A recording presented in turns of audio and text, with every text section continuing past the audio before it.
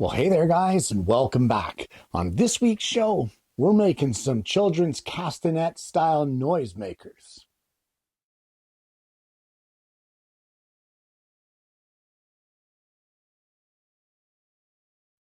So, as if our children are not noisy enough, let's design and build something that will give them the tools necessary to make even more of a racket. Why not? Guys, what I've done is I have made a pattern for some castanet style noisemakers. They're a lot of fun to make. They're a great way to use up scrap wood. So let's head over to the bench and I'll show you how easy it is to make these and how little material they really do use. Well, this here is the pattern. It's a very simple pattern, just a one-page project, and it requires very little stock, some 1/4 inch thick material for the clackers, and a 1/2 inch thick piece of material for the handle. Now, the very first thing that I want to do is I want to take the pattern for both the clacker and the handle. We're going to take some 1/4 inch hardboard and I'm going to use spray adhesive and stick these down onto that hardboard, and we're going to make some marking templates. And for that, we can just cut those over at the scroll saw. Well, as well as cutting out the templates, I have also drilled 3 1/8 diameter through holes, one to mark the center of this hole here, and 2 for these 1/8 holes so that we can mark them. Now, guys, you're going to need a little bit of stock, and this is all the stock it takes to make the noisemakers. We have 2 pieces of 1/4 inch thick by 2 1/4 wide by 2 1/2 long. It can be any species you want. I just had some scrap walnut. And then you need some 1/2 inch thick stock. This is cherry in my case, and it's 2 1/4 inches wide and 6 inches long. So the very first thing that we want to do is we're going to mark out our clackers for this project. So using the template, we'll just trace around our perimeter, and as well, we're going to mark our holes. And we'll mark both of those out. As well, we're going to place our handle onto our cherry, and we're going to do the exact same thing. We'll trace it out, lining up our edge here, one less cut to make. We'll trace out the perimeter of our handle, and we can mark our holes.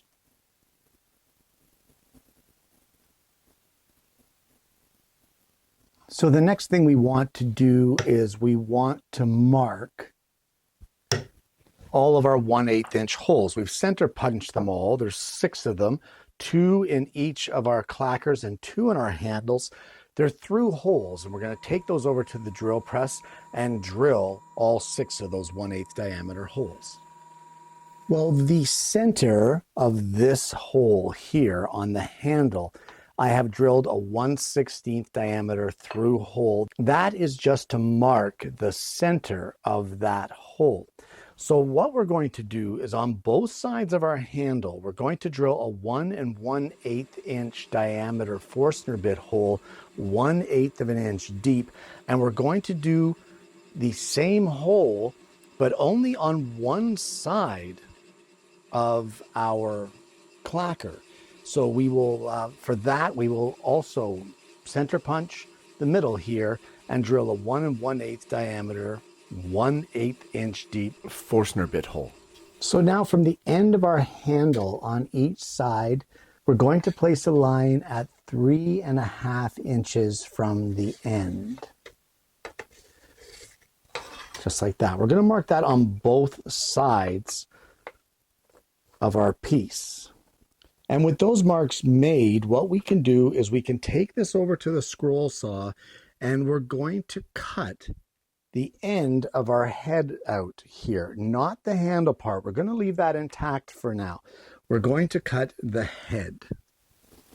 Well, with that profile cut, we're now going to mark 1/8 of an inch in from each flat edge of the board. That will leave us 1/4 of an inch material in the middle. And that is represented by this right here. So what we're going to do is we're going to take it over to the belt sander and we're going to sand from this line that we've drawn all the way down to this end until we get 1/4 inch of material left at the edge. And when you're done, it looks something like this. You've got that taper on both sides. So we can take this over to the scroll saw now and cut out the rest of our handle. Now we need to perform a similar operation over here with this piece, which is our clacker. But one thing I'm noticing is that this is backwards. I've drawn it backwards. This hole should actually be down here so that the taper is on the same side as that 1 1/8 diameter hole. I'll fix that in the plans before I post them on my website, guys. But if you're going by the video, know that the taper is on the same side of the hole. So what we're going to do is we're going to measure back here. I'm not exactly sure. I think it's 7/16. Looks good. 7/16. We're going to measure back from this edge right up here. And we're going to leave a 1/16 of an inch of material along this back edge. We're going to take it over to the belt sander, sand that off, and then we're going to take this over to the scroll saw and cut both of these clackers out. Well, when I first designed this project, I had elastic cord in mind to assemble this, but I don't have any elastic cord. I thought I did, but I don't. So what's just as good as elastic cord? Well, how about a colorful pink elastic? So what we're going to do, we're going to cut that. And the way this assembles is that our Forstner bit holes face each other. So we're going to thread this through our Forstner bit holes. I hope it's going to fit because, like I said, this was meant to be for 1/8 inch cord. I may need a little helper here. Get a little awl. There we go. So we're going to feed it through this one piece. Then it will get fed through our handle. I'm thinking that bigger holes would have suited me better here if I would have known I was going to use elastic. Okay, you know what? Let me enlarge these holes a bit, and then we'll try it again. Well, I drilled the holes out to 5/32 of an inch, and that is a little better for the elastic band. Now, if you're using 1/8 inch elastic cord, which is what I had initially intended to use here, then those 1/8 holes should be just fine. All right, so we have it threaded through the first piece, and then we will thread it down through our handle. Just like this.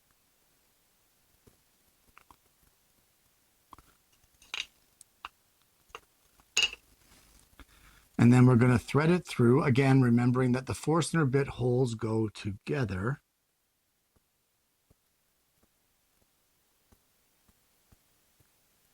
Going to feed it up through like this.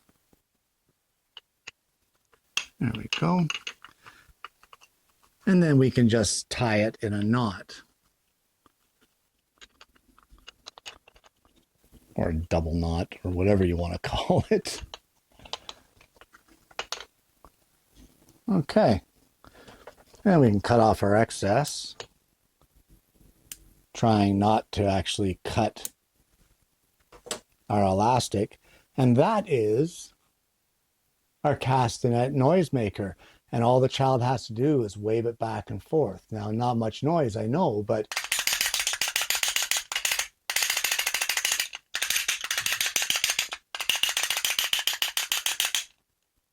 kids will love it. And there you go. Castanet style noisemakers. And there you have it.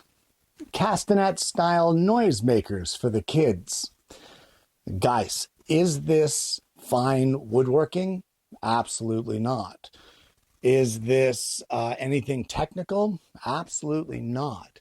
But what this is number one, a great way to use up some scrap stock on pieces that normally are small enough that you wouldn't even really save them. And what it also is a great way to get the kids involved.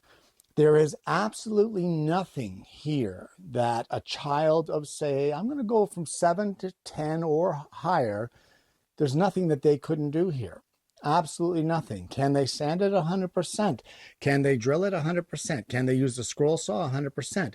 If you're iffy on the belt sander thing, double side tape it to a larger block to get the little hands away from the belt sander and let them do it that way. If you're still iffy on it, give them a block plane and let them plane to their heart's content to slowly take it down to that taper and teach them a bit of patience and also teach them some hand tools at the same time. Guys, this is one of those projects that's kind of a creeper project. You don't realize how much enjoyment it brings until you hand it to the child and they start clacking away with it. Even better if they made it themselves.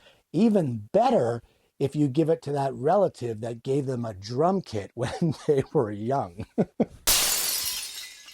Guys, I want to thank you so much for tuning in this week. A very simple project this week, but a very viable one for scrap projects and to get the young ones involved. I hope you've enjoyed it. If you haven't already, please consider liking and subscribing to the channel. We have an amazing audience base here, and I'm hoping that you're going to consider becoming a part of it.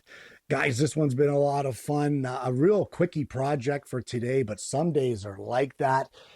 I hope you've enjoyed the content. I want to thank you so much for tuning in. I hope you're going to give this one a try for yourself. And more importantly, I hope you're going to join me again next week when I bring you yet another woodworking video. Get the kids in the shop and make one of these.